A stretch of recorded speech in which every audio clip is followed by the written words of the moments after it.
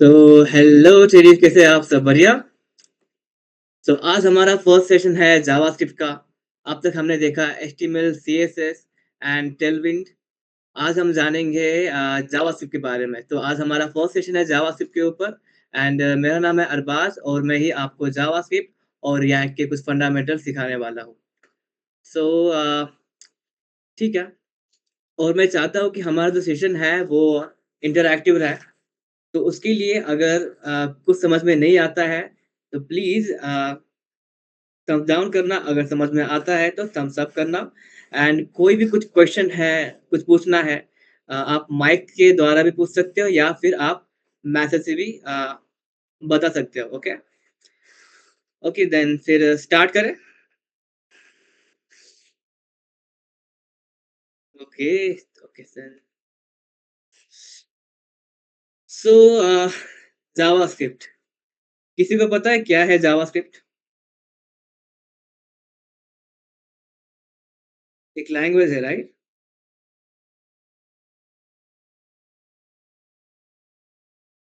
ओ यार जो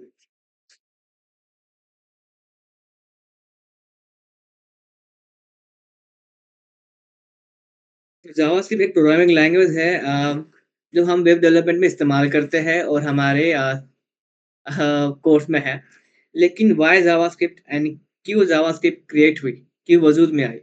हर लैंग्वेज जितनी भी है, चाहे हमारी ह्यूमन लैंग्वेज होने दो या फिर कोई भी चीज़ ऐसे ही वजूद में नहीं आई। कुछ तो उसका पर्पस था एंड उस पर्पस की वजह से वो वजूद में आई। तो वही आज हम जानेंगे कि क्या है JavaScript.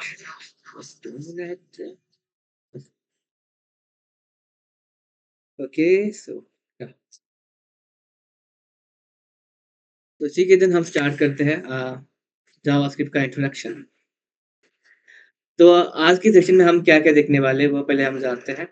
What is JavaScript? Use cases of JavaScript and why learn, and किस तरह से हम हमारे पीसी में या लैपटॉप में जावास्क्रिप्ट को सेटिंग अप कर सकते हैं या इंस्टॉल कर सकते हैं। And how to handle data in JS. Okay, so what is JavaScript? JavaScript एक प्रोग्रामिंग लैंग्वेज है। पहले तो हम जानते हैं कि प्रोग्रामिंग लैंग्वेज क्या है। प्रोग्रामिंग लैंग्वेज यानी कि जैसे कि अगर हम ह्यूमन लैंग्वेज की बात करें, अगर सपोज़ मुझे आतिफ़ से बाइक बात करनी है, तो उसे जो लैंग्वेज आती है और जो मुझे जो लैंग्वेज आती है, हिंदी, इंग्लिश या मराठी, तो उसके द्वारा हम कम्युनिकेट करेंगे, राइट? ये हो गई ह्यूमन लैंग्वेज। लेकिन जब बात आती है कंप्यूटर्स के साथ कम्युनिकेट करने की या कुछ इंस्ट्रक्शन देने की, तो उसके लिए हम इस्तेमाल करते हैं प्रोग्रामिंग लैंग्वेज। प्रोग्राम क्या होता है? Set of instructions. जैसे कि सेट ऑफ इंस्ट्रक्शन के लिए, जैसे कि एक प्रोग्राम क्या होता है? जैसे मैंने बताया इंस्ट्रक्शन तो है, बट फॉर एन एग्ज़ाम्पल मान लेते हैं कि गूगल अकाउंट हमें लॉगिन करना है, तो वो क्या एक प्रोग्राम रन होता है वहाँ पे, एक फ़ाइल रन हो रही है। उसमें क्या है इंस्ट्रक्शंस है कि जब मैं मेरा ईमेल डालूँगा, पासवर्ड डालूँगा, तो वो पहले चेक करेगा कि ईमेल एग्ज़िस्ट करता है या नहीं। अगर एग्ज़िस्ट करता है, तो पासवर्ड चेक करेगा करेक्ट है या नहीं। फिर उसके बाद मेरा जो अकाउंट है वो लॉगिन होगा। तो ये क्या है? सेट ऑफ इंस्ट्रक्शंस है। ये क्या एक प्रोग्राम है। तो इस प्रोग्राम को लिखने के लिए हमारे पास होते हैं प्रोग्रामिंग लैंग्वेजेस। उसमें C, C plus plus, C sharp, JavaScript, Python, ऐसे कई सारे। ओके, तो सभी को समझ में आया क्या रहता है प्रोग्रामिंग लैंग्वेज या नहीं?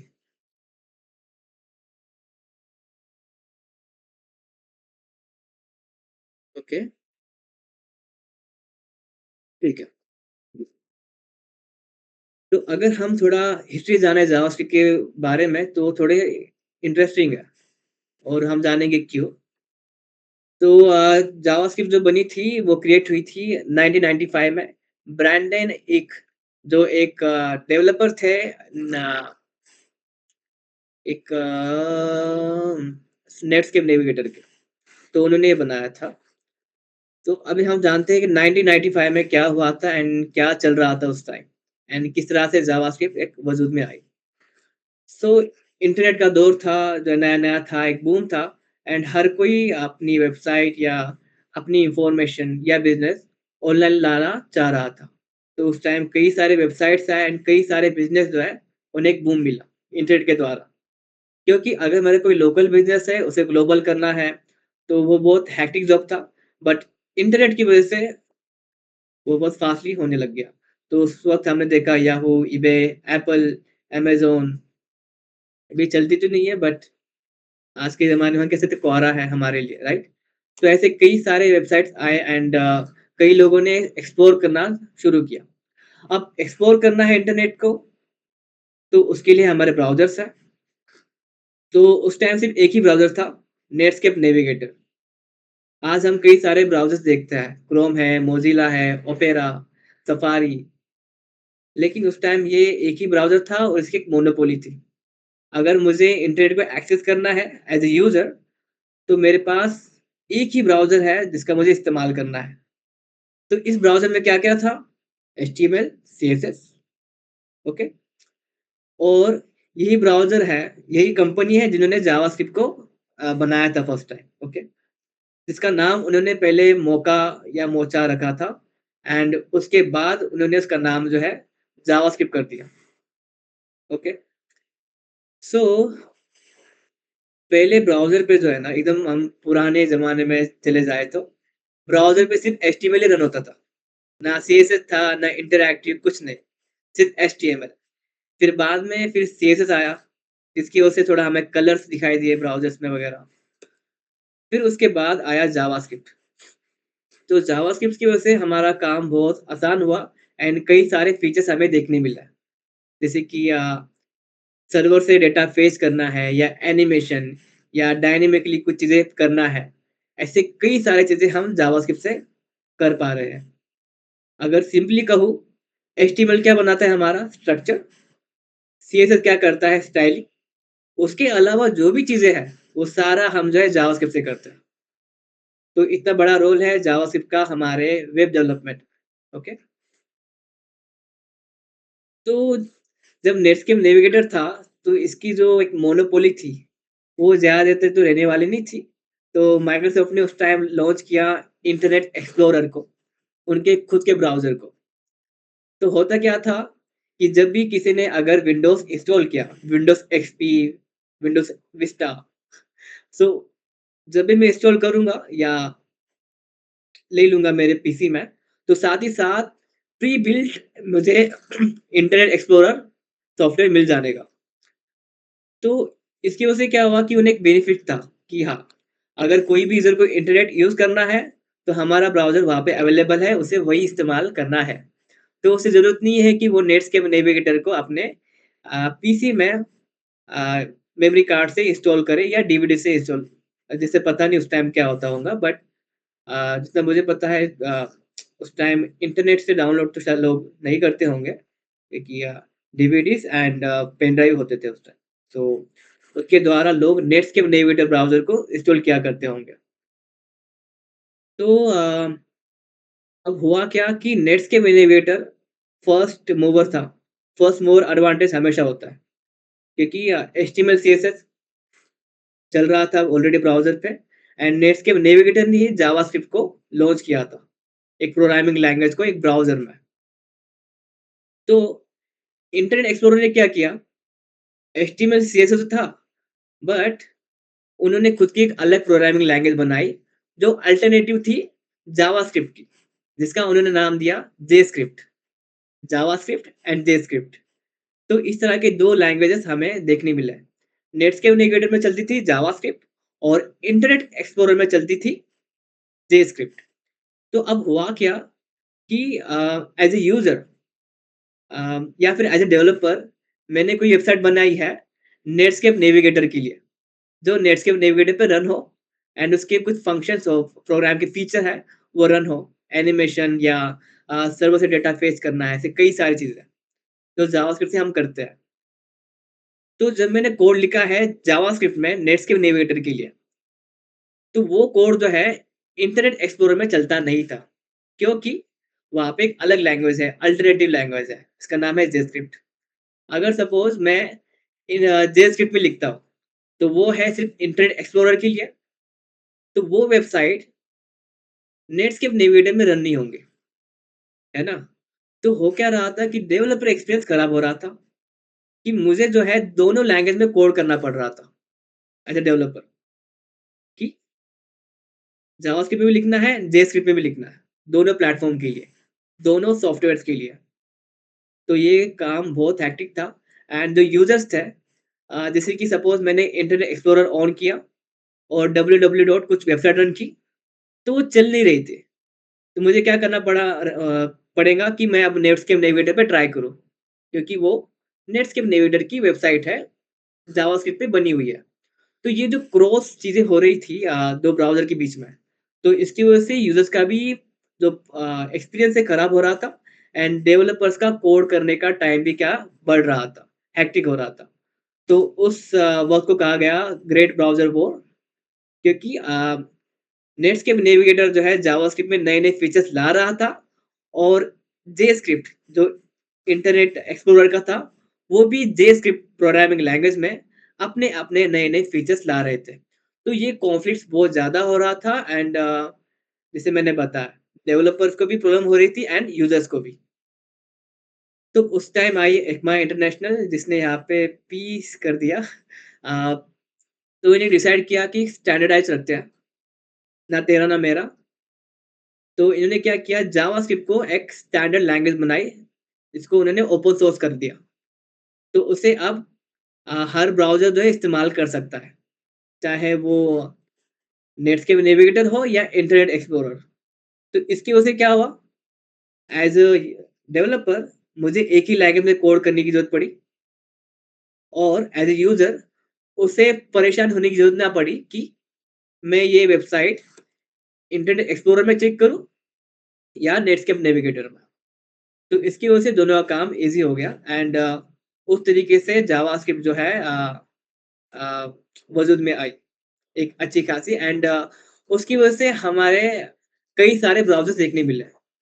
Internet Explorer, the World, Opera, Safari, Mozilla Firefox, uh, Tencent Traveler, Maxthon, Chrome ऐसे कई सारे आज हम ब्राउज़र्स देखते हैं, राइट?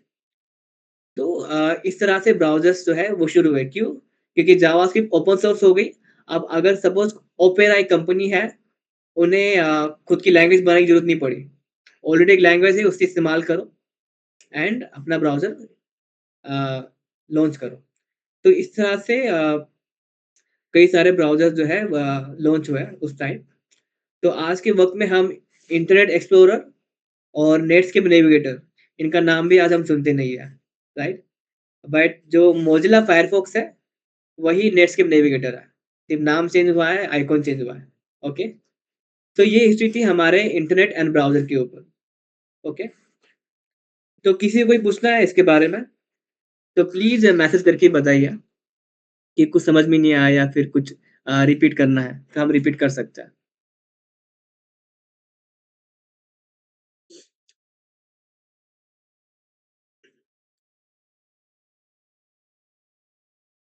तो ब्राउज़र अगर हम देखा जाए तो वो एचटीएमएल भी रन करता है, सीएसएस भी रन कर रहा था। लेकिन जावास्क्रिप्ट वो एक वक़्त के बाद वो रन करने लगा। जावास्क्रिप्ट पहले ब्राउज़र में नहीं हुआ करता था, अगर सिंपली अगर हम सोचे तो।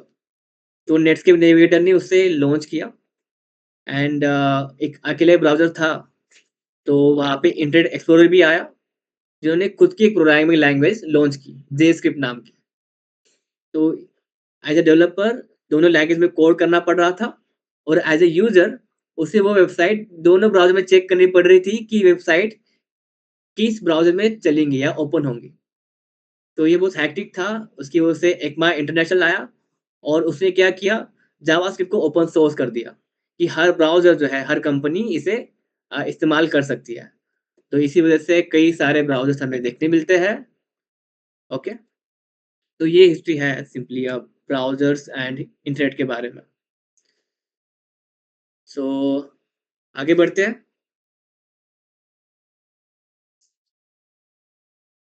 तो कुछ पूछना है इसके ऊपर और कुछ? ओके, ठीक है then use cases of JavaScript. अगर मैं मोटा-मोटा अगर कहूँ, जो चीज़ हम एचटीएमएल या सीएसएस से नहीं कर सकते हैं, वो सारी चीज़ें हम जावास्क्रिप्ट से ही करते हैं, ओके?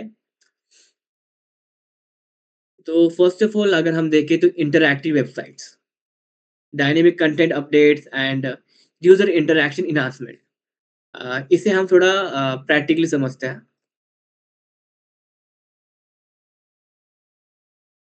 तो बंद हुआ ना? ओके। Okay, CSS designer.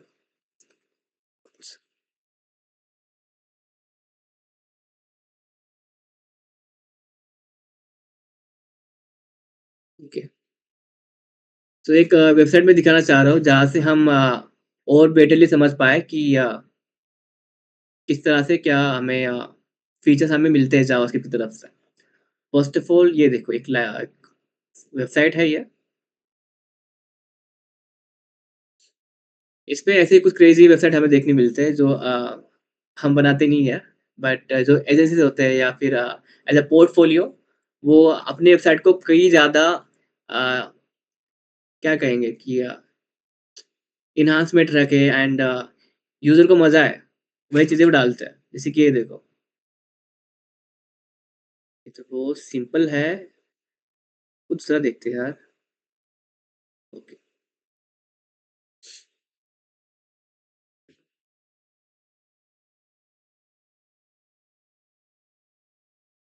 मेरी आवाज़ कट-कट के आ रही है या फिर आ रही है नॉर्मली?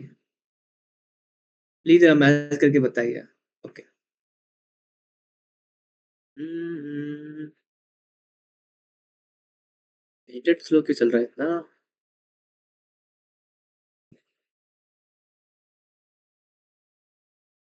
Okay, great.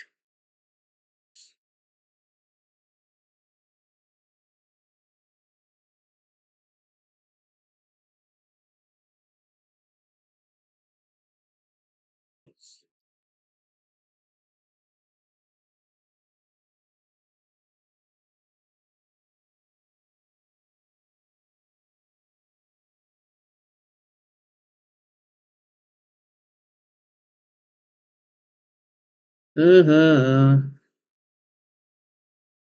इंटरनेट चल रहा है मेरा, पर स्लो चल रहा है।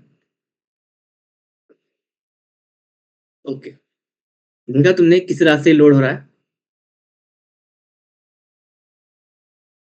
हालाँकि मैंने अब तक क्लिक भी नहीं किया, बट कितने सारे चीज़ें मेरे सामने शो हुए एंड इंटरैक्टिव बना, राइट? User interaction enhancement. तो ये चीज़ जो है ना, हम सीएस से कर सकते हैं ये चीज़, ऐसी वाली? नहीं कर सकते, है ना? ऐसे सारी चीज़ें जो है हम जावास्क्रिप्ट से करते हैं। अब ये देखो मैं स्क्रॉल कर रहा हूँ, किस तरह से सारा डेटा जो है, वो आ रहा है। जो एनिमेशन इफ़ेक्ट्स है सारे, ओके? अगर मैं किसी पे क्लिक करता हूँ, ओके। सो ये सारी चीज़ें जो है ना, ये इस तरीके का जो सीएसएस है, हालाँकि हम सीएसएस में कर सकते हैं एनिमेशन, बट जावास्क्रिप्ट में ईज़ी पड़ता है, ओके? तो दिखाई दे रहा है यहाँ पे, मैं सिर्फ स्क्रॉल कर रहा हूँ, तो किस तरह से एलिमेंट्स मूव हो रहे हैं ऊपर, है, ठीक है? तो ये चीज़ है यूज़र इंटरैक्शन एनहांसमेंट, कि वो ऐसे कई सारी चीज़ें ऐड करता है इंटरैक्शन बनाने बढ़ाने के लिए। जैसे कि एक रिसेंटली मैंने एक बनाया है, phone21.com, आई थिंक होस्ट हुआ होगा ये। तो ये चीज़ एक समझ में आई कि यूज़र इंटरैक्शन एनहांसमेंट हम बढ़ा सकते हैं, ओके? एंड सेकंड है डायनामिक कंटेंट अपडेट्स। अब डायनामिक कंटेंट अपडेट क्या होता है? पहले हम समझते हैं डायनामिक क्या रहता है। Static versus dynamic. स्टैटिक क्या है? जिसका डेटा कभी चेंज नहीं होगा, स्टैटिक है। डायनामिक यानी कि जिसका डेटा चेंज होते रहने वाला है, राइट? तो प्रैक्टिकली हम देखते हैं यहाँ पर। अगर मैं लिखता हूँ अमेज़न, ओके। अगर मैंने आज ये वेबसाइट ओपन की है अमेज़न की, अब मुझे ये वाला बैनर्स है, राइट? ये महीने मुझे दिखाई दे रही है कि ये सारे सेल्स हैं एंड ये कुछ कार्ड्स हैं, ये दिखाई दे रहे हैं मेरे को। क्या यही चीज़ें मेरे को अगले महीने भी दिखाई देंगे? नहीं। क्या होगा, डेटा चेंज होगा, राइट? अगर सपोज़ मैं क्लिक करता हूँ, अब जो डेटा है जिसने भी डाला है, अब कितना ही वैल्यू यहाँ पे 799 है। अब वो सपोज़ मान लेते हैं वो 899 करता है। तो जैसे ही उसने वैल्यू वहाँ से 899 की उसके पोर्टल से, उसके एप्लीकेशन के द्वारा, तो यहाँ पे क्या होंगी वो वैल्यू वैल्यू जो है यहाँ पे रेंडर होंगी, राइट? तो ये है स्टैटिक वर्सेस डायनामिक। अब ये जो वेबसाइट है स्टैटिक है। कोई भी इस वेबसाइट को जो है ना कंटेंट चेंज नहीं कर सकता, ये स्टैटिक है। ये चेंज नहीं होगा। अगर चेंज करना है, तो मुझे वेबसाइट फिर से बनानी है, डालनी है। बट ये जो वेबसाइट है अमेज़न, ये क्या हो रही है हर दिन जो है डायनामिकली चेंज हो रही है। स्टेशनरी नहीं है कि यही कंटेंट है आपको 5 साल तक नज़र आएगा, नहीं। हर दिन आपको नए-नए ऑफर्स एंड नए-नए कार्ड्स एंड नए-नए ऑफर्स आपको देखने मिलते हैं। तो ये फ़र्क है स्टैटिक वर्सेस डायनामिक।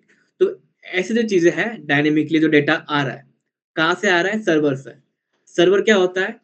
अगर हम मैं सिंपल लैंग्वेज में कहूँ तो एक बड़ा कंप्यूटर जिसके पास कई सारा स्टोरेज है इन टेराबाइट से भी ज़्यादा। जीबी, टीबी, पेटाबाइट्स कई ज़्यादा डेटा उसके पास स्टोरेज है। कई सारे हार्ड डिस्क वहाँ पे मौजूद है, ओके? तो उसमें से इंटरनेट के द्वारा हम इंटरनेट से डेटा लेते हैं। यानी कि जो ये फ़ोटोज़ है एंड जहाँ पे कंटेंट है, जैसे कि अगर मेरे पीसी में मेरे खुद के फ़ोटोज़ हैं, वो क्या है? मेरे पीसी में है, मेरे स्टोरेज में है। तो इंटरनेट पे एक सर्वर है, एक बड़ा-सा स्टोरेज है, तो वहाँ से क्या होता है, इंटरनेट के द्वारा हम डेटा लेते हैं, ओके? तो वो होता है सर्वर। तो ये चीज़ है कि जावास्क्रिप्ट से हम इंटरैक्टिव वेबसाइट बना सकते हैं। जैसे कि मैं बताया dynamic content updates and and data handling. जैसे कि मैंने दिखाया कि डेटा हैंडलिंग करता है। यानी कि पहले मुझे ये बताओ कि डेटा वर्सेस इन्फॉर्मेशन क्या रहता है? प्लीज़ मैसेज करके बताओ। डेटा एंड इन्फॉर्मेशन क्या फ़र्क है दोनों में?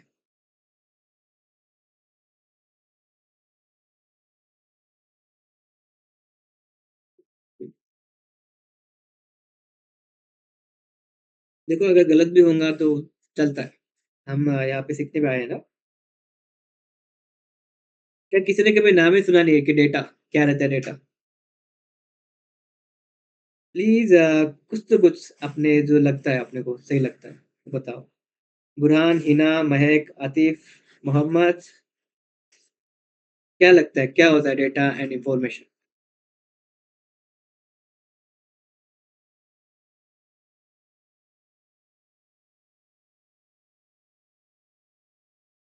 ओके।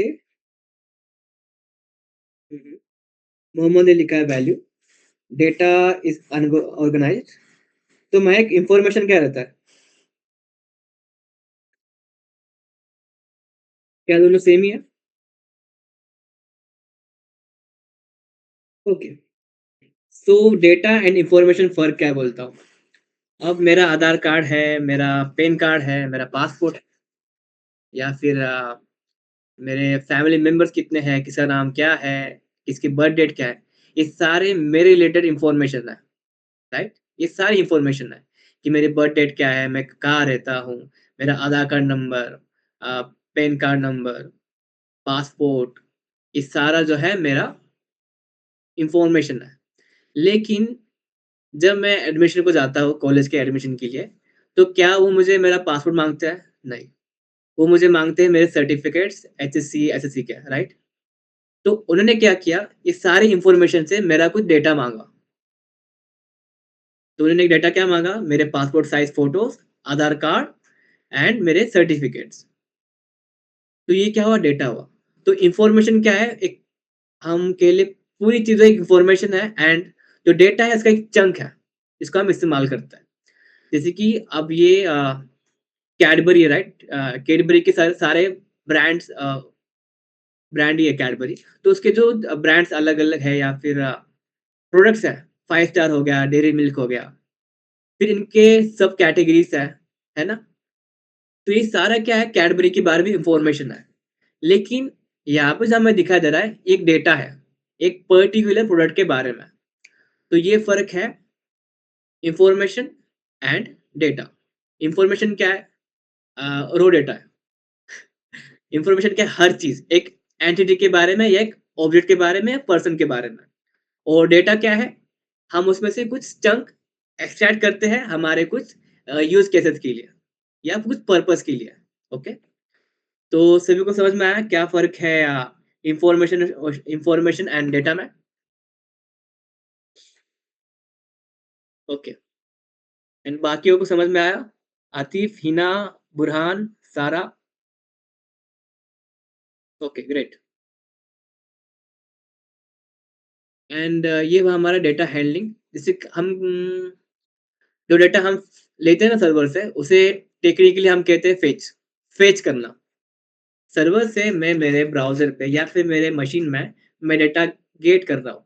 तो इस प्रोसेस को हम कहते हैं फेच, ओके? एंड क्या-क्या कर सकते हैं हम?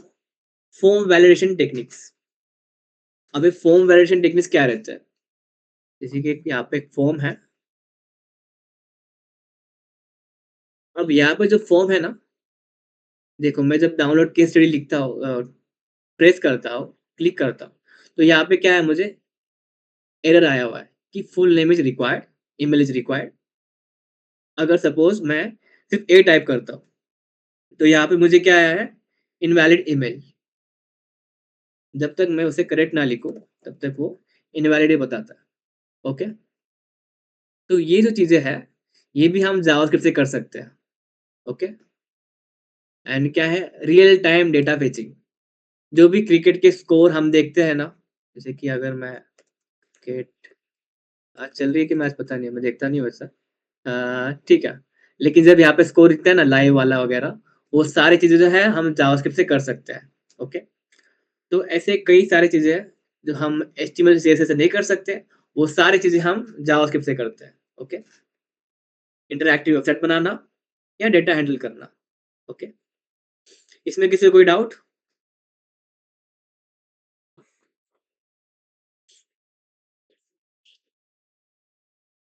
हाँ, हिना डाउट है क्या? नहीं।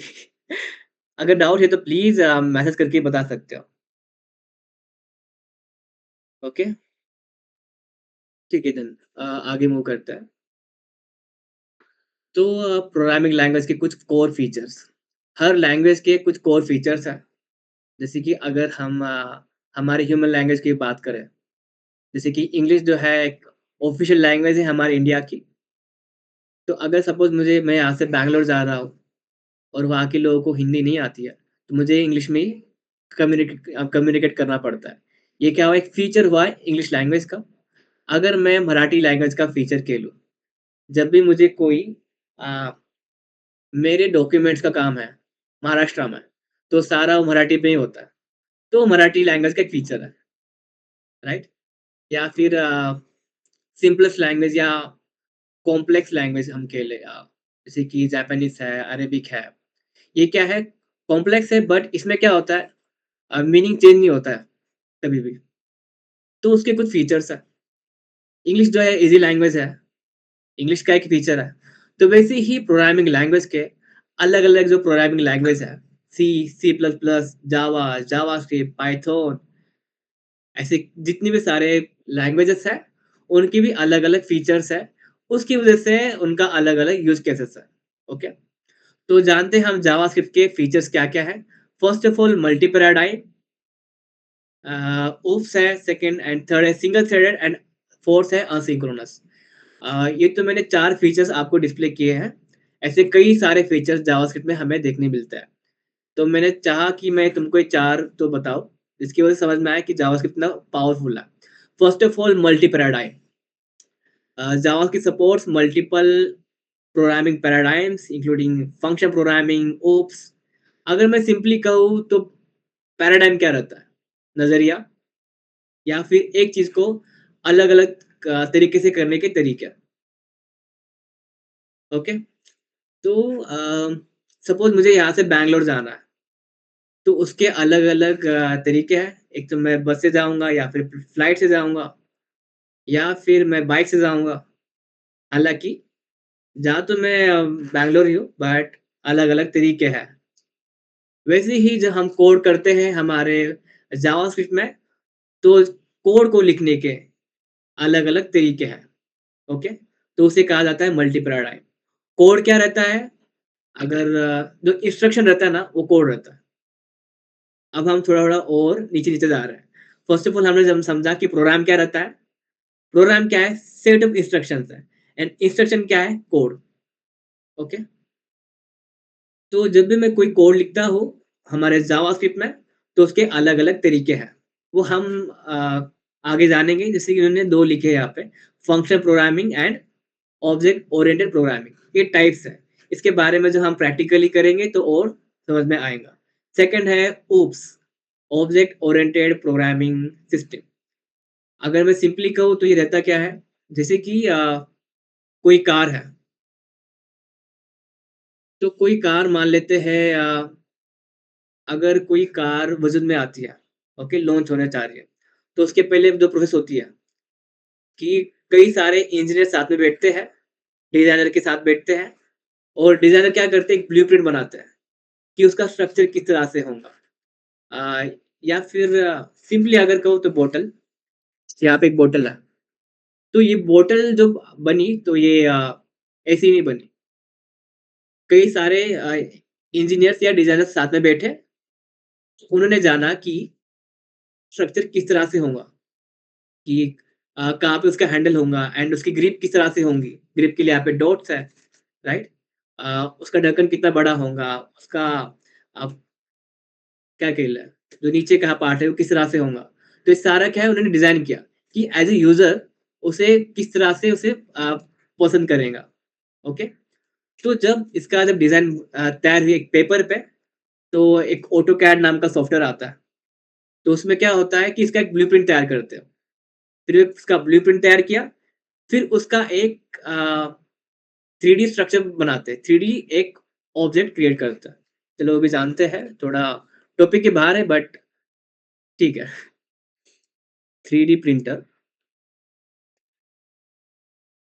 ओके। तो ये 3D प्रिंटर होता है, तो इसमें वो क्या करता है, यहाँ पे कुछ है क्या? लाइट गई ना? Okay, okay. अच्छा वो फ़ोन का कनेक्ट किया हुआ है।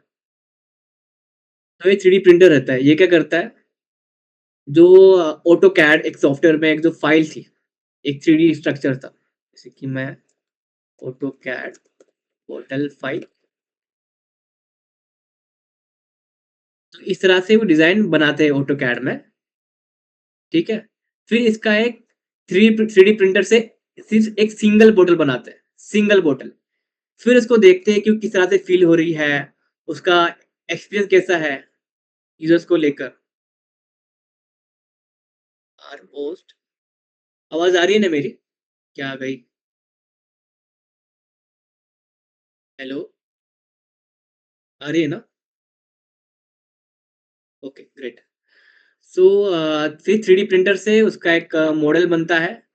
फिर डिज़ाइनर्स देखते हैं कि फ़ील किस तरह से हो रहा है। अगर उन्हें लगता है कि ठीक है, अच्छा प्रोडक्ट है, फिर उसके बाद उसके फिर उसके बाद एक मशीन बनाते हैं और उस मशीन से वो मल्टीपल बॉटल्स बनाते हैं, ओके? तो इस तरह से प्रोसेस होती है। पहले एक ब्लूप्रिंट बनता है, फिर एक मॉडल बनता है, फिर उस मॉडल के मल्टीपल बॉटल्स बनते हैं।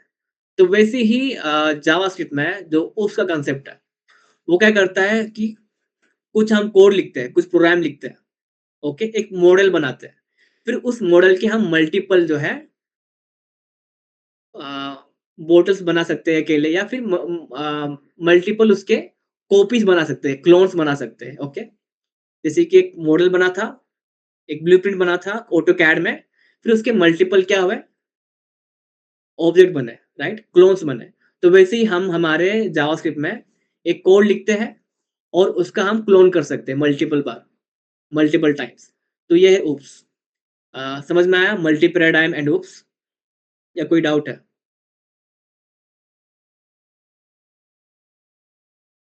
अ, ओके, एंड बाकियों को?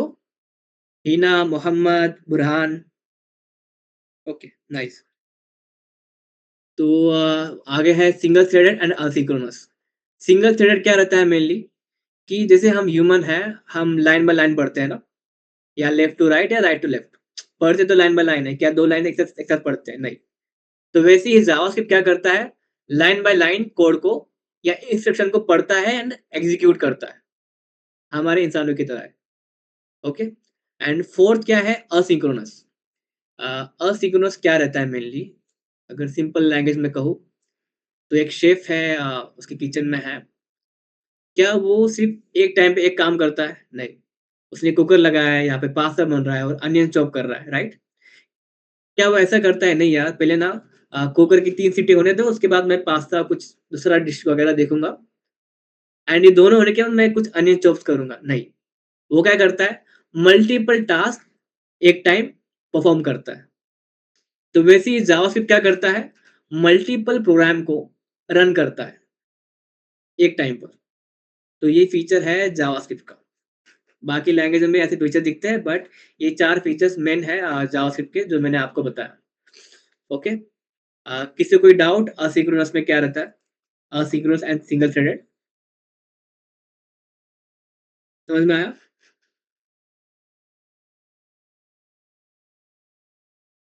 इन बाकियों को महक एंड फैज़ान, ओके, ग्रेट। तो व्हाइल एंड जावास्क्रिप्ट, अब जावास्क्रिप्ट सीखना क्यों है? फर्स्ट ऑफ ऑल कि building application people can run in the browser. अगर मुझे ब्राउज़र में कुछ वेबसाइट रन करनी है, तो मैं जावास्क्रिप्ट से कर सकता हूँ, ओके? एंड सेकंड है कि जावास्क्रिप्ट बहुत फ्लेक्सिबल लैंग्वेज है एंड बहुत वर्सेटाइल है। हर इंडस्ट्री में हमें वो देखने मिलती है। अगर सपोज़ कोई मुझे वेबसाइट बनाना है या वेब एप्लीकेशंस, मैं जावास्क्रिप्ट इस्तेमाल कर सकता हूँ। अगर मुझे नेटिव एप्लीकेशन, मोबाइल एप्लीकेशन बनाना है, एंड्रॉयड के लिए या फिर आईओएस के लिए, मैं जावास्क्रिप्ट इस्तेमाल कर सकता हूँ। या फिर मुझे सर्वर एप्लीकेशन बनाना है। सर्वर एप्लीकेशन यानी कि जो हमारा सर्वर है, उसके लिए कुछ एप्लीकेशन बनाना है, तो उसके लिए भी मैं जावास्क्रिप्ट इस्तेमाल कर सकता हूँ। ओके? एंड सेकंड है कि सपोर्टिव डेवलपर कम्युनिटी। जावास्क्रिप्ट पुरानी लैंग्वेज होने की वजह से अ उसकी कम्युनिटी बहुत बड़ी है। अगर सपोज़ जावास्क्रिप्ट में मुझे समझ नहीं आ रहा कि मैं ये चीज़ें किस तरह से परफ़ॉर्म करूँ, किस तरह से कोड करूँ, तो मुझे उसके कई सारे सॉल्यूशन मिल जाएँगे इंटरनेट पर। तो एक कम्युनिटी बहुत बड़ी है एंड अभी तो हम चैट जीपीटी से करते हैं। लेकिन चैट जीपीटी के पहले जो हम इस्तेमाल करते थे stack overflow and GitHub issues, जो आज भी करते हैं क्योंकि चैट जीपीटी हर चीज़ का सही से जवाब नहीं देता है। तो कोई भी आंसर का कोई भी क्वेश्चन का आंसर ना मिले, जावास्क्रिप्ट का ऐसा हो होगा ही नहीं। ओके? एंड सेकंड है extensive libraries and frameworks. JavaScript के कई सारे लाइब्रेरीज़ भी हैं एंड फ्रेमवर्क्स भी हैं। तो लाइब्रेरीज़ एंड फ्रेमवर्क क्या होता है? अगर मैं सिंपल कहूँ, लाइब्रेरी क्या होता है? हमारे डेली लाइफ में हम जो बोलते हैं, जहाँ पे बुक्स होते हैं। लेकिन प्रोग्रामिंग में हम क्या कहेंगे? सेट ऑफ फीचर्स, जहाँ पे कई सारे फीचर्स होंगे, पहले से बने हुए। ओके? अ, और दूसरा है फ्रेमवर्क्स। फ्रेमवर्क्स क्या है? सेट ऑफ लाइब्रेरीज़ या फिर कह लें कि सेट ऑफ फीचर्स ही है, बट कुछ रूल्स हैं। ओके? उसे हम कहेंगे फ्रेमवर्क। लाइब्रेरी क्या है? Set of features and framework क्या है? Set of features with some protocols, some rules. हमें वही रूल्स फॉलो करके हमारा प्रोग्राम बनाना पड़ता है। जिसकी वजह से क्या होता है फ्रेमवर्क में हम जब कोड करते हैं या फिर कुछ डेवलप करते हैं, हमारा जो कोड है वो स्टेबल बनता है एंड स्केलेबल बनता है। यानी कि कोड कहीं पे फटेगा नहीं और उसको हम बड़ा कर सकते हैं एक वक़्त आने के बाद। Okay, version by version and flexible and easy to learn than C, C++ and Java.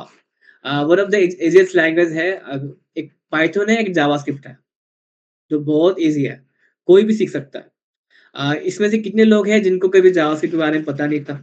कोई है? Hina, Mohammed and Mahak. Okay. So JavaScript जो है बहुत ईज़ी लैंग्वेज है, प्रोग्रामिंग लैंग्वेज में अगर हम कहें तो, बहुत ईज़ी लैंग्वेज है।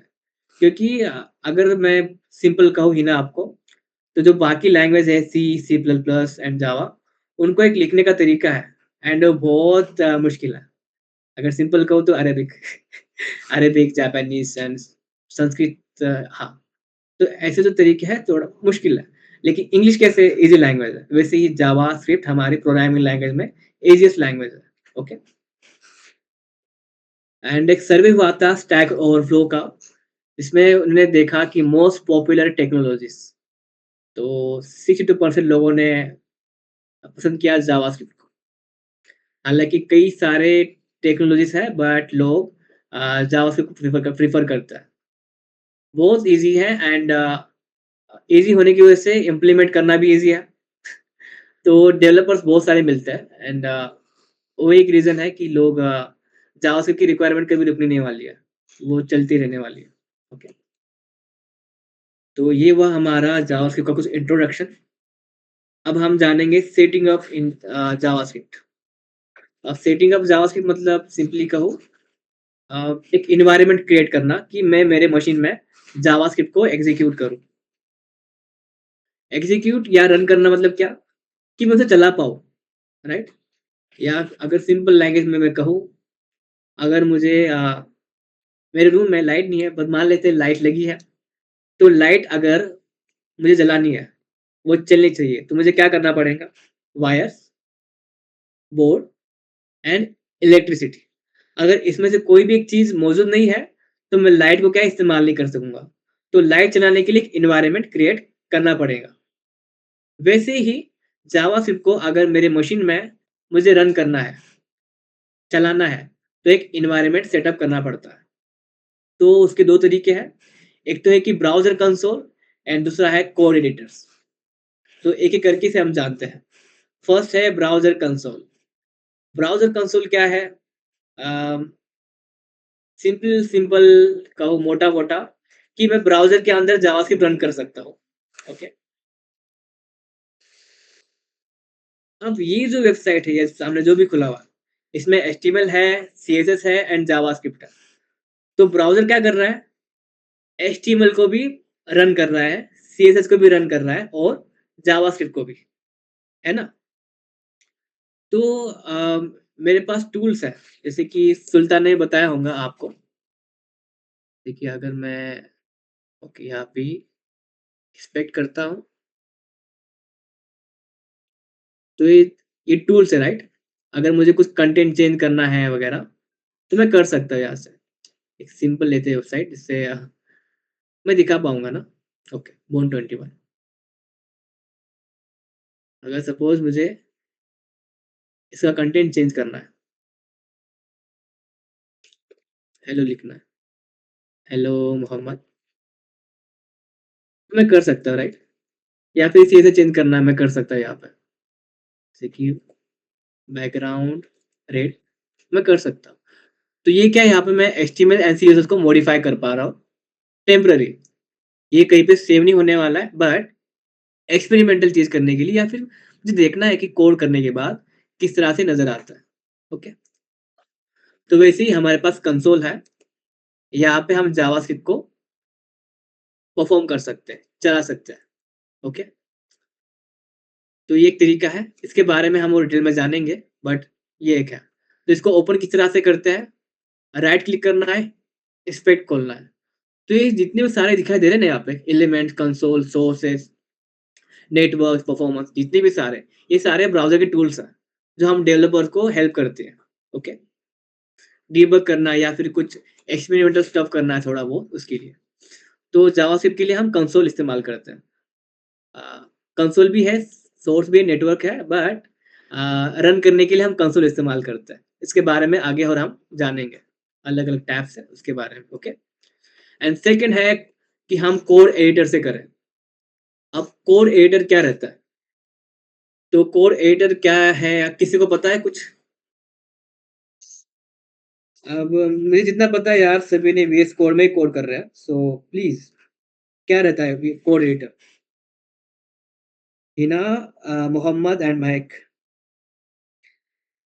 कुछ 2 या 3 वर्ड्स में बताओ या फिर अगर कंफर्टेबल हो तो प्लीज़ माइक का इस्तेमाल करो। वो भी बहुत बेस्ट होगा। मोहम्मद ने लिखा है environment for coding great, very nice and बाकी लोग क्या कहते हो? महक एंड हिना के नाम में ही लिखा हुआ है। कोड को एडिट कर सकते हैं। तो कोड को एडिट करने के लिए हम कोड एडिटर इस्तेमाल करते हैं। सिंपल। अगर जैसे कि पेन टूल है या फिर पावर पॉइंट है, उसके नाम में ही है, वो करता क्या है? कैलेंडर है, वैसे ही। लेकिन कोड एडिटर के अगर हम थोड़ा और फ़ायदे जानें, जैसे कि वीएस कोड आपने देखा, एक कोड एडिटर है, वैसे कई सारे होते हैं। सबलाइम टेक्स्ट है, एटम है, कोड ब्लॉक्स है, ऐसे कई सारे कोड एडिटर्स हैं। तो कोड एडिटर से हमारा काम जो है बहुत ईज़ी हो जाता है। अगर मान लेते हैं मैं यहाँ पे एक फ़ाइल बनाता हूँ।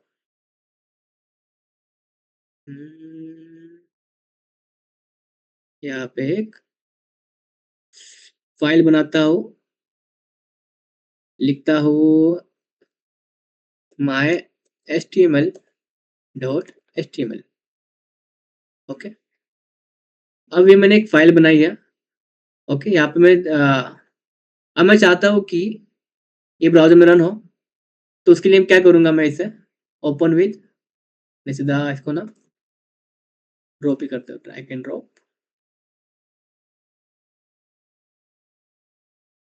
ओके देखो, ये क्या हो गया यहाँ पे रन हो गए। जो आपने एचटीएमएल के सेशन में देखा था, वही क किया मैंने ओके। अब सपोज़ मुझे इसमें कुछ कोड करना है, मैं इसे ना इस तरह से भी कर सकता हूँ। यहाँ पे मैं कोड लिखूँ, लिखता हूँ हाँ ही ना, अब देखते हैं यहाँ पे क्या होता है। तो यहाँ पे क्या है कोड तो आया बट टीएक्सटी फॉर्मेट में आया ना? ओके। किसी को समझ में आया ही होगा ये मेरा पीसी नहीं है सो ठीक है, देखते हैं। एचटीएमएल लिखता हूँ यहाँ पर ओके, ओके। अभी एचटीएमएल को मैंने रन किया यहाँ पर, मैं फिर से रन करता हूँ। ओके, हाँ ही ना करके आया हुआ है। अगर मैं इस तरह से इसे करूँ ओपन विथ नोटपैड और यहाँ पे कोड करूँ, चलता है यार, ऐसे भी मैं कोड कर सकता हूँ ना। वेलकम टू तेरा लैब ओके, ये मैंने सेव किया एंड यहाँ पे रिफ्रेश किया। तो इस तरह से मैं कोड कर सकता हूँ, जो पहले के लोग करते होंगे। लेकिन फिर बाद में एक एप्लीकेशंस आए कई सारे, उसमें से एक है कोड एडिटर। अगर मैं यहाँ पे एक रन करता हूँ, तो इसमें कई सारे फीचर्स मुझे मिलता है। जैसे कि एक एक फाइल है जो सामने ओपन है। अगर मुझे सर्च करना है मेरे पूरे फ़ोल्डर में, एंटायर फ़ोल्डर में, तो यहाँ पे मैं लिखूँगा प्राइमरी जो भी है। तो ये क्या करेगा, जितनी भी फाइल से सब में सर्च करेगा। फिर यहाँ पे है वर्ज़न कंट्रोल या सोर्स कंट्रोल कह लो। इससे अगर सिंपली कहूँ तो हम हमारे एप्लीकेशन के वर्जन्स मैनेज कर सकते हैं। वर्जन्स जो होता है ना 1.0 1 2.0 मोटा-मोटा, ठीक है? वैसा हम मैनेज कर सकते हैं, सोर्स कंट्रोल से। फिर यहाँ पे देखो एक्सटेंशंस है, यानी कुछ छोटे-छोटे एप्लीकेशंस हैं, वो हम इस्तेमाल कर सकते हैं एंड कई सारे फीचर्स हैं यहाँ पे। ब्लैक बॉक्स है, एक एआई का टूल है, वो भी इस्तेमाल कर सकते हैं। या फिर कोड में देखो, अगर मैं यहाँ पे देख रहा हूँ, एक मैं एचटीएमएल की फाइल ओपन करता हूँ यार, ये समझ नहीं आ रहा होगा ना? ओके, एक एचटीएमएल जो है ना मैं ओपन किया हुआ है। अब मैं जो मैं यहाँ पे कर रहा था, यहाँ पे मेरा कितना ईज़ी हो गया ना, मुझे बहुत कम टाइम लगा। मैं बी लिखा, एंटर किया, हो गया। तो इससे मेरा टाइम बचा एंड एक डेवलपर एक्सपीरियंस बढ़ा। डेवलपर एक्सपीरियंस मतलब सिंपली अगर कहो कि मेरा एक्सपीरियंस कैसा है जब मैं कोड करता हूँ, क्या वो एनहांस हो रहा है? हाँ। तो क्या है डेवलपर एक्सपीरियंस बेटर है। ओके? जिसे शॉर्ट में डीएक्स कहते हैं, डीएक्स डेवलपर एक्सपीरियंस। तो डीएक्स में बहुत फ़ायदा होता है कोड एडिटर के द्वारा, इसलिए हम कोड एडिटर इस्तेमाल करते हैं। पाइथन के लिए भी पाइचार नाम का होता है कोड एडिटर, आई थिंक पाइचार भी नाम है, जुपिटर है। ओके? तो ये 2 तरीके हैं। अ, ठीक है देन हम शुरू करते हैं जावास्क्रिप्ट को हम एचटीएमएल के साथ किस तरह से इंटीग्रेट कर सकते हैं। पहले हम टाइम देखते हैं, टाइम होने आ गया है एंड ठीक है, आज इतना करके हम खत्म कर देते हैं। ओके, तो फर्स्ट ऑफ ऑल ये बंद करता हूँ एंड लेक्चर रिसोर्सेस। ओके, एक मैं नया फ़ोल्डर बनाता हूँ, न्यू फ़ोल्डर 101।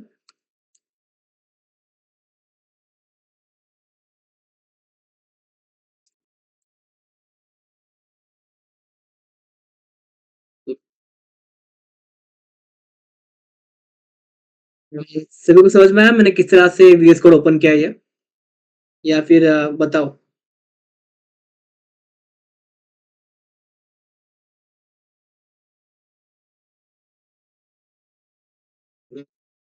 ओके एंड बाकियों को? हिना एंड महक?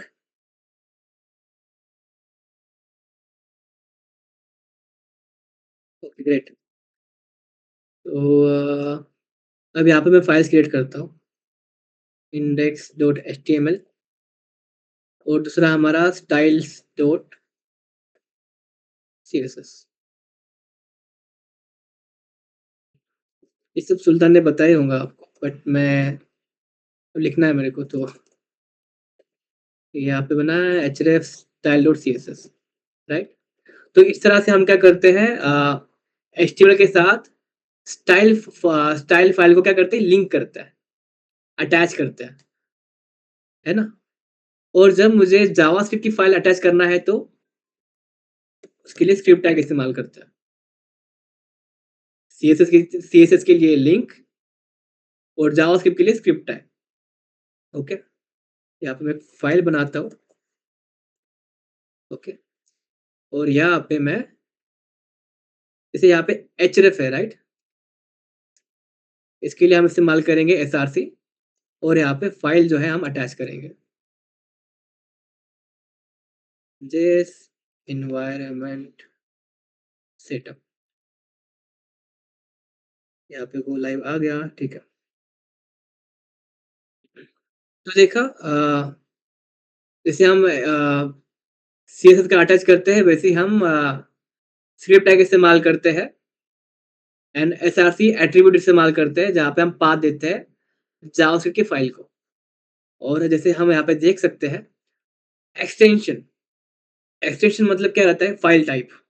तो फाइल टाइप यहाँ पे क्या है, dot H T M L dot C S S. तो जावास्क्रिप्ट की जो फाइल एक्सटेंशन रहता है या फाइल टाइप वो होता है डॉट जेएस। ओके, तो इस तरह से हम जो है एचटीएमएल के अंदर जावास्क्रिप्ट को एम्बेड कर सकते हैं या फिर अटैच कर सकते हैं। तो ये हमारा आज का फर्स्ट सेशन था। अ, मतलब फर्स्ट टॉपिक था एक्चुअली जो प्रोग्रामिंग का है, सेशन खत्म नहीं हुआ है। ठीक है? तो इसमें किसी को डाउट कि किस तरह से मैंने अटैच किया एक जावास्क्रिप्ट को फाइल को हमारे एचटीएमएल के अंदर? हिना, महक एंड फैज़ान।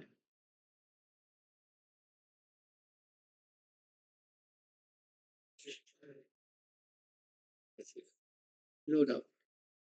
अगर कोई भी डाउट है तो प्लीज़ पूछा करो। Okay, great. तो मैं चाह रहा हूँ कि आगे मैं कंटिन्यू करूँ बट ठीक है, आज के लिए फिलहाल इतना ही।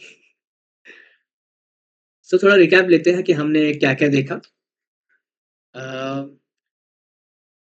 इंट्रोडक्शन टू जावास्क्रिप्ट, जहाँ पे हमने देखा about browsers and history of internet and किस तरह से ब्राउज़र की एक वॉर हुई, Netscape navigator and internet explorer, जहाँ पे किसी का खून तो नहीं बहा बट कोड बहुत बहा है डेवलपर्स का। फिर वहाँ पे आई हमारी एक्मा इंटरनेशनल, जिन्होंने थोड़ी शांति बनाई वहाँ पे एंड उसकी वजह से कई सारे ब्राउज़र्स जो है वो अ, लॉन्च हुए, कई सारे कंपनी से लॉन्च किया। एक वर्ड मैंने इस्तेमाल किया, ओपन सोर्स।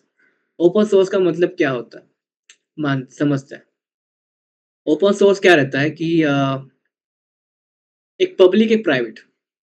अगर सपोज़ एक कंपनी की एक रेसिपी है या केएफसी की एक रेसिपी है, वो क्या है? प्राइवेट है, कॉन्फिडेंशियल है, सीक्रेट रेसिपी है।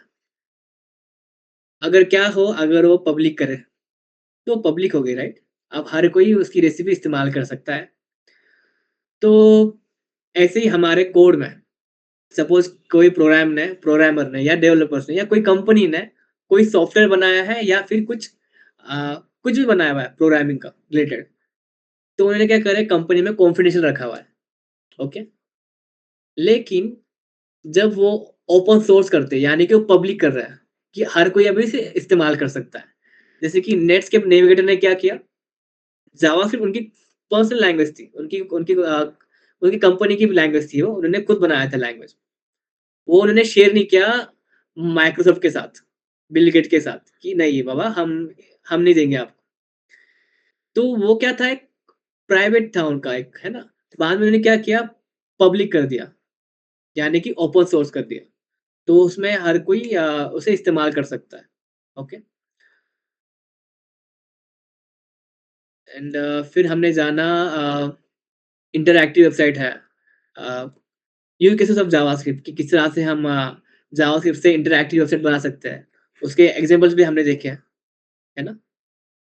कि डायनामिक या स्टैटिक क्या रहता है, user interaction enhancement, data handling कि डेटा जो फेच करना है सर्वर से, वो भी हम कर सकते हैं। Form validation techniques, real time data fetching, real time data यानी कि फट हर सेकंड आ रहा है डेटा, उसको क्या कहेंगे रियल टाइम। जैसे कि जो हमारा स्ट्रीमिंग चल रही है ना अभी, कि मेरी आवाज़ आपको आ रही है, मैं दिखाई दे रहा हूँ, ये सारी चीज़ें क्या है, रियल टाइम है। या व्हाट्सएप पे मैसेजेस करते हैं, ये सारा क्या है, real time data fetching and throwing. तो क्या कर रहे हैं हम डेटा, जैसे कि सपोज़ मैं कुछ बात कर रहा हूँ, आपका कुछ डेटा मुझे आ रहा है, मेरा कुछ डेटा आपको जा रहा है।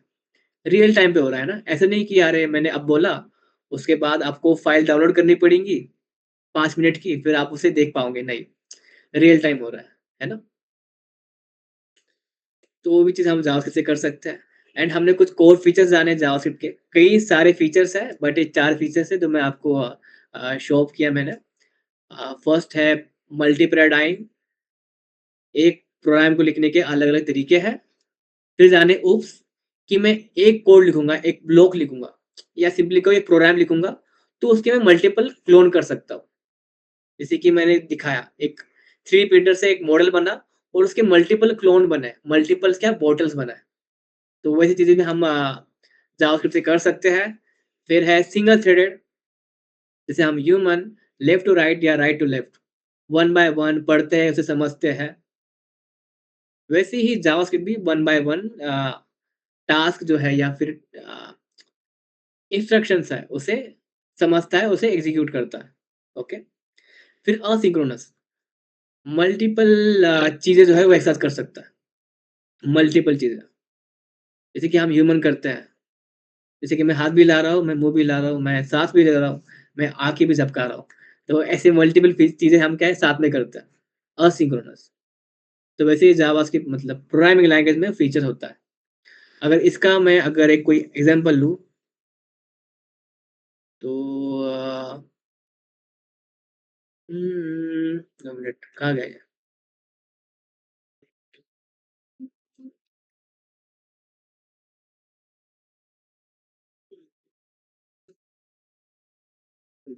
अगर सपोज़ असिंक्रोनस के बारे में बात करूँ कि यूट्यूब पे लाइव चल रहा है कुछ, तो क्या हो रहा है, वीडियो जो है वो स्ट्रीम हो रही है और साथ ही साथ कमेंट जो है लाइव चैट पे जो चलते हैं, वो भी क्या है, वो भी परफ़ॉर्म हो रहा है।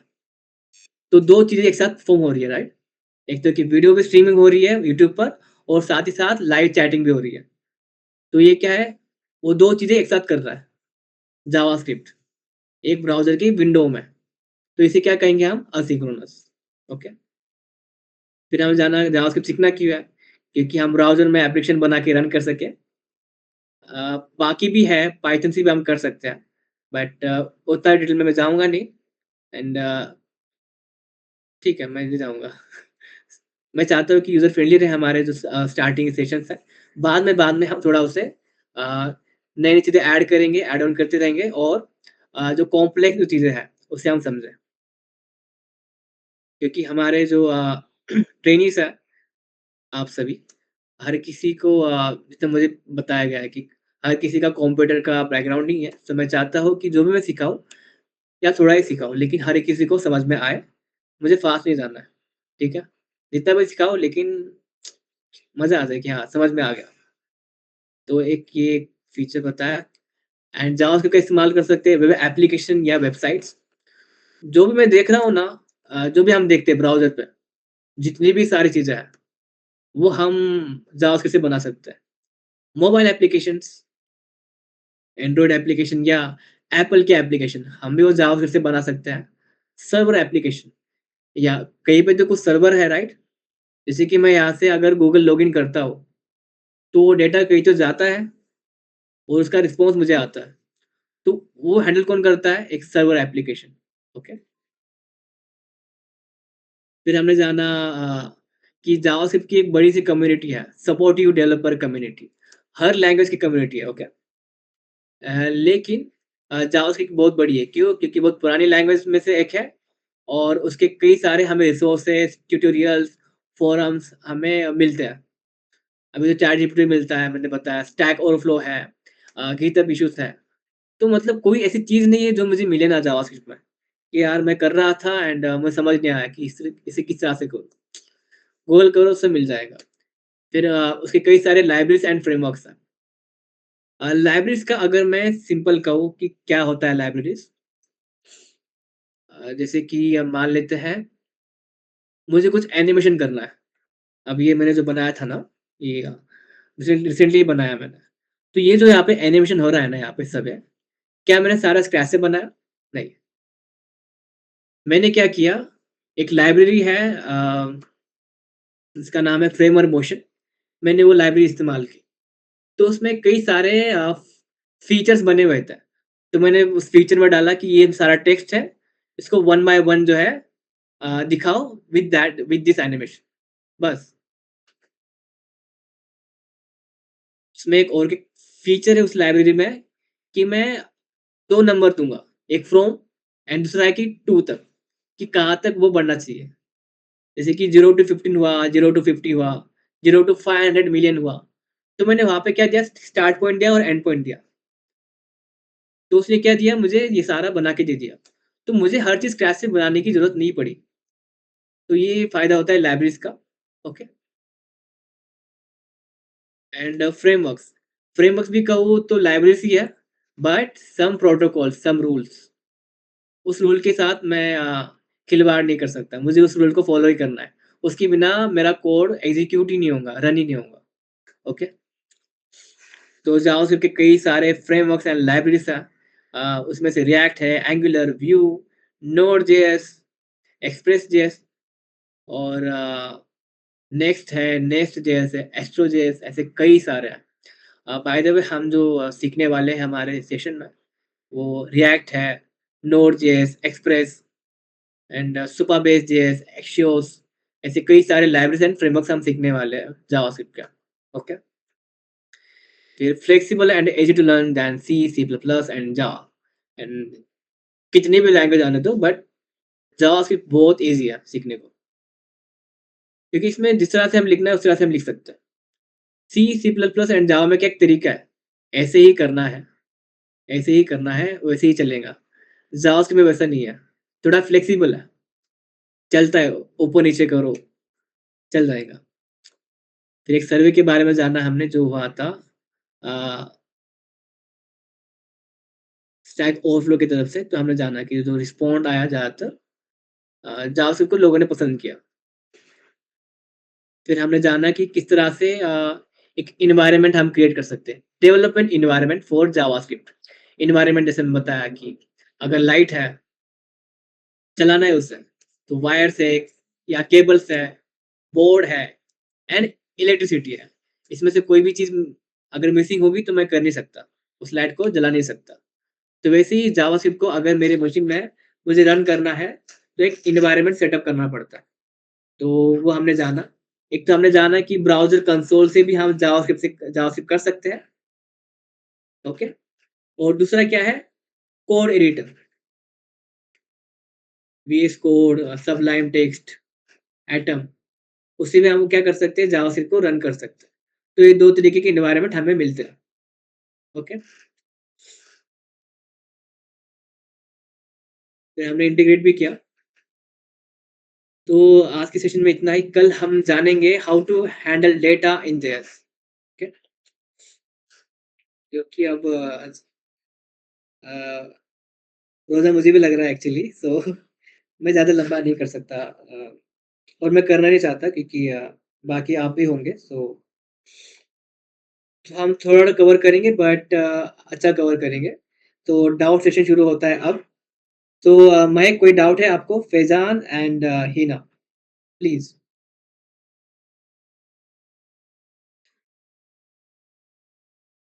कोई भी डाउट हो